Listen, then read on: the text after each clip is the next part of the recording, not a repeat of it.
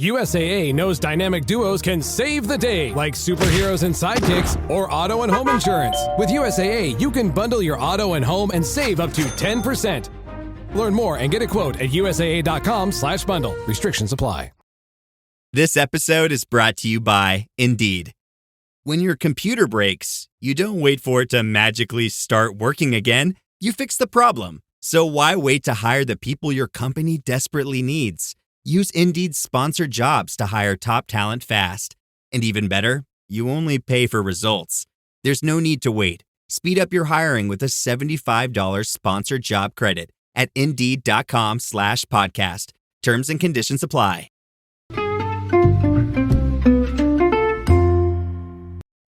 Hi, everybody, and welcome to the Dr. Psych Mom Show. Today, I'm going to be asking you a question.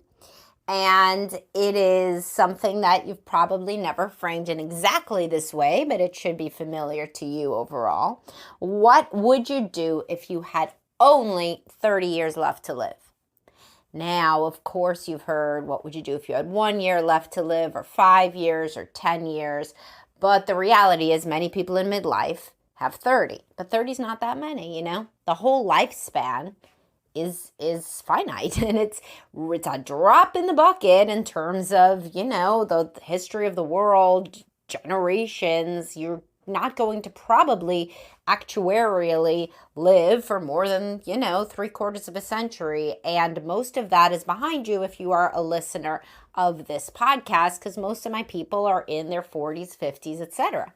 You know, and the average age is in mid-70s when you're going to die. And we will get more into this perspective, which probably sounds pretty depressing to you now, but may change around as we keep talking about it. I'll get more into that after I tell you to subscribe. My most recent subscriber episode was about how ChatGPT is not very helpful and can be harmful in the therapeutic realm if you use it as your personal semi-therapist and or your partner that just kind of you think tells it to you how it is, but in fact is really just telling it to you how you want them to tell it to you. And you could listen to that and 200 more episodes if you subscribe. Okay, so I'm just going to look up right now to make sure I am right about the average age that people live in this country. Yes, so I did that, and males 75.8, females 81.1, so on average it's 78, right? And obviously, you know, that's an average, so you never know, right? And that's what the book Die With Zero, go refer to that podcast, which I will link in the description to this one, but you know, you never know what's going to happen. And if people say to themselves, a common question in therapy is kind of what would you if you had a year left to live about whatever situation you're struggling with. So would you stay married if you had only a year or 5 years left to live? And frequently, if people are unhappily married, they will say, no, I wouldn't. I definitely wouldn't. Sometimes people laugh. They say, of course I wouldn't. Of course not. That would be terrible. And then sometimes I say, what about 10 years left to live? And then usually people say they stay in the same category of yes or no about the question. And this isn't just about your marriage. It could be stay in your job, or it could be live where you're living, or whatever it is that's the central kind of conflict in your life. And people will say, well, I don't think I would. Maybe. I mean, I don't know. Maybe. But what people never think about is that if you're in midlife, it's a common experience that it feels like, quote, yesterday, that you were in your 20s or that you were in your 30s, right? And so if I'm 44 right now and the average life expectancy that I just read was 81, right? So then there's more behind me than in front of me on average.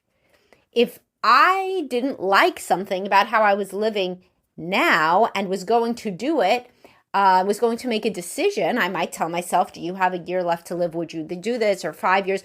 But what about 30? Why do you want, that's not that long. I mean, it's really not. You have one life on this planet, 30 years. When you were 30, you felt pretty young at that time. Some people felt old, but most people still thought that they had a lot of life ahead of them and they feel relatively young, especially nowadays in this generation, people in their 30s feel very young, and often don't have children yet and don't get married yet, etc., because the age of marriage and kids is getting higher and higher. Point being, just because you don't have some sort of artificial deadline to make a decision doesn't mean you should stay in an unhappy situation without change. And this doesn't mean that if you're unhappily married, the thing you have to do is leave. It means that the thing you have to do is think about it. Think about how to change. Think about how to make it better. That's literally what I do and what people do in my practice and all sorts of people that help with relationships. It's not just saying, okay, leave if you're unhappy. You're also working on how to be a better partner, how to understand yourself better, how the relationship can be healthier and something that you would want to be in for the next 30 years. Because 30 years is going to go like that. When you talk to older people, right? And I do in my practice, and I've done for a lot of my life, one of the big things that shifted my perspective is working with elderly people when I was young. And I would volunteer and people talked like something was yesterday. Their marriage, which happened like 40 years ago or more, or 50 years ago, it felt like it was yesterday. So having their kids as young people, like as little kids, felt like it was yesterday. So the 30 years went by in almost a blink of an eye, in a sense. You want to really always think about how finite life is when you're trying to make decisions about how to live your life. The more unhappy things that you just shove under the rug, the likelier you are to be unhappy for the next X amount of decades of your life. Just because you don't have an artificial deadline, everybody kind of has a deadline. We all have a deadline, no pun intended. We all die. And that's why I love so much philosophies and frames that take into account that we don't live forever and that we change super much over the course of a lifespan. We are different at different stages, right? So think about it. In your 50s, you're a lot different than in your 40s. In your 60s, you're a lot different than in your 50s. And in Erickson's psychosocial stages, as I talk about a lot, from 20 to 40, the main work is your relationships and building intimacy and connection and family. And then at midlife, it shifts to what can I give back to the world, the community? How can I kind of leave a legacy? And then in older age, it goes to what was my legacy and thinking and making meaning of your life retrospectively. Now, when you get up to that point, which everybody gets up to that point, right? Then you want to think like, should I have made different decisions? At that point, it will feel like the 30 or the 20 years went by in a blink of an eye. And then would it have been a meaningful life? Would it have been a life that you would want your child to have, that you're proud of, that you feel like you made a lot of good decisions or at least tried to live authentically, tried to live in a healthy way, with as much energy and drive as you could to solve the problems of your life. So for example, there was some chart or meme or graph that circulated a few years ago, and it was talking about how much time you spend with each of your family members as you get older, right? And so you see your kids for 24 hours a day when they live in your house. And then it's such a sharp drop off for a lot of people. It almost goes to like a few hours a year that parents see their adult children. And in many cases, right? So if the child moves away from you, then you only see them a few hours a year. And that's the person you love the most in the world, potentially, for many people, for many parents, right?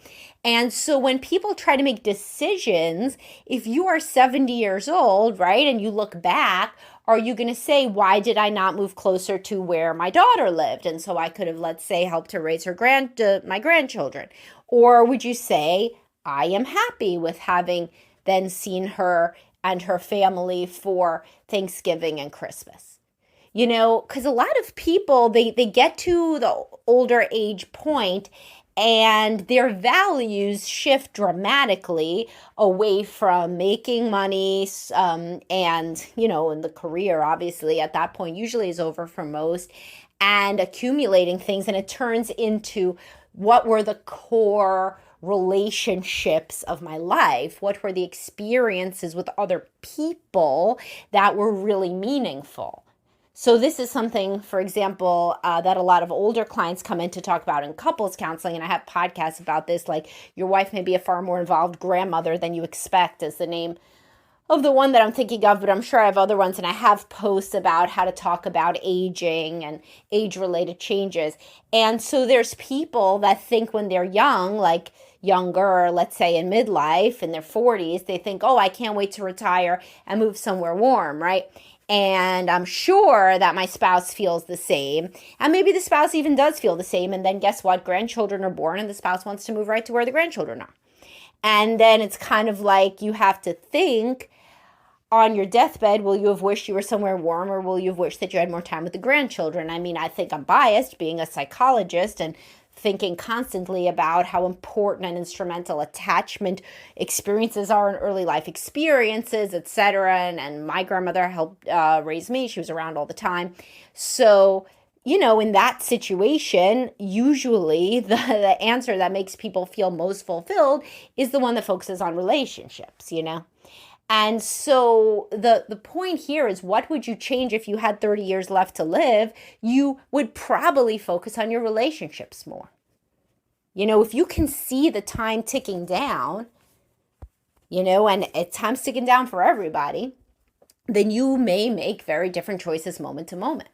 Now, some people get too obsessed with this. People that are much too anxious, who are on the anxious, side of the spectrum, they can get consumed with having their kids around like constantly and not letting them grow up and individuate in age-appropriate ways. So there's obviously a balance. So, for example, a parent that is insistent on, like, for example, trick-or-treating with their tweenage child that's like 12 or something, or 11 or what have you, and instead of letting the child go with a group of peers, right? Because every year, that's kind of the moment for a lot of parents when you recognize that a child is getting older, is you don't take them anymore trick-or-treating, and instead they go with friends.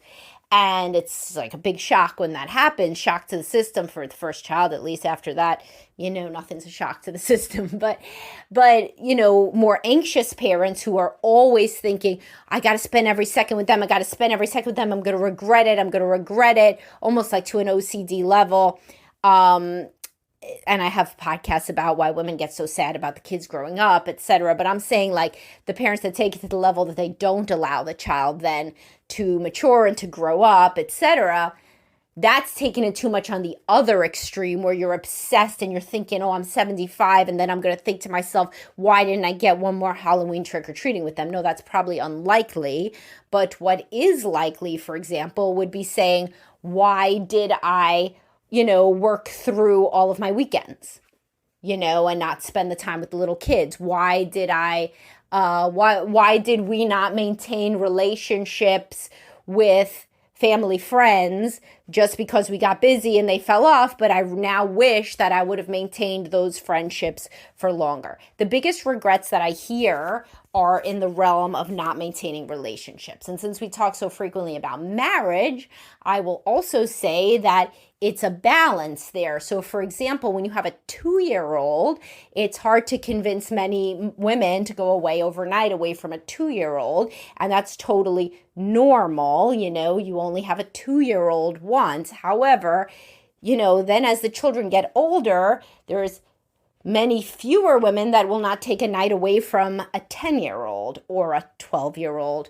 or a 16-year-old, And so at that point, you have to think, am I sacrificing the marriage completely? Will I wish that I would have, when I was young, spent some more time on the marriage at these times that would not have hurt the children? And in fact, could have helped model, and I'll get to this more in a second, but could have helped model a healthier marriage for them. And now that is another regret that I see. A lot of people that had a very disconnected, conflictual marriage do regret. You regret fighting in front of the children. If you have 30 years left to live, you would want to work on your marriage so that you do not become one of these people that deeply regrets fighting in front of the children, screaming at the children because you didn't treat your own mental health issues, et cetera, et cetera. There's a lot of stuff about like giving the child a calm, loving home. And that's more important than these individual moments spent with the children. So you're not going to remember, for example, if you spent an hour and a half with them every day, driving them to and from their activities, or if it was 45 minutes, or if you got them to carpool with somebody else, but you will remember if there was a huge marital fight that they witnessed with crying and screaming. I mean, hopefully you remember, unless it's so common that then you will have even more thoughts about, man, why the hell didn't we work on that marriage? Why didn't I work on my mental health issues? Why didn't we get into couples counseling? Why didn't I go to a doctor and see if I was depressed?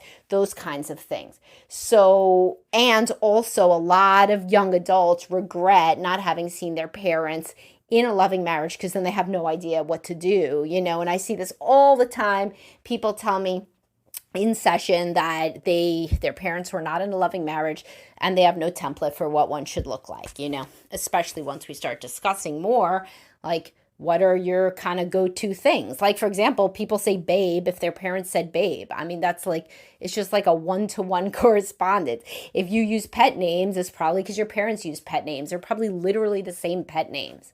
I mean, people just kind of do, as I talk about all the time, and I have a whole podcast, like why I focus so much on marital issues and sexual issues. It's to help the family, to help the family stay together and be a happy, loving place. So you have to think about the relationships. You only, probably if you're listening to this, do have, 40 years max. I don't know. I mean, from those numbers. But let's even say you have 50 years left to live. I just said 50 years goes by in a flash to older people. And it's the same. My daughter was also volunteering with older people. There's just certain stories that everybody tells, and they're from this time when their children were young, and no matter what, that is like the time that you kind of remember as your core prime life, and then it feels to go in a blink of an eye, and at that moment when you are introspecting as an older person, God willing, everybody gets to be an older person that's listening to this. What do you wish that you would have changed right now? Do you wish that you would work on your own mental health? Do you wish that you would work less? Do you wish that you would prioritize your physical health? That's another one, by the way. If we're talking about regrets people have, is like letting themselves get like super out of shape, super unhealthy because they were prioritizing work and they were not prioritizing themselves. And then you can't do sports with the kids. You can't engage with them physically. And then when the kids leave the house, a lot of people get into better shape because they're not in this child-centered, constant, hectic thing anymore. And then they say, man, why didn't I do this years ago? Start going to the gym or something, or treating whatever underlying conditions I have, because I wish that I would have been able to be like more energetic with the children. Again, it's about the relationship. Sometimes people don't work on their marriage until the kids literally leave the house. And then they think, why didn't we work on this when they were still around?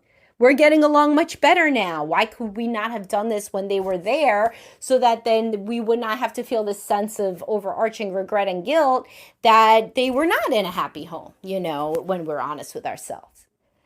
So these decisions that can influence you, these decision points are, what am I going to regret in this blink of an eye?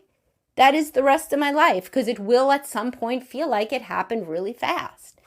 And you wait, and you want, everybody hopes for it to have made sense, for it to be a narrative that makes sense to you and is meaningful to you and has intentional choices that were made, rather than just allowing inertia and fear and anxiety to put you onto this path that then progresses almost inexorably, toward the end. And then you're not making any mindful, conscious decisions about how you want to spend your life, who you want to prioritize, how you want your children to have seen you, et cetera, et cetera.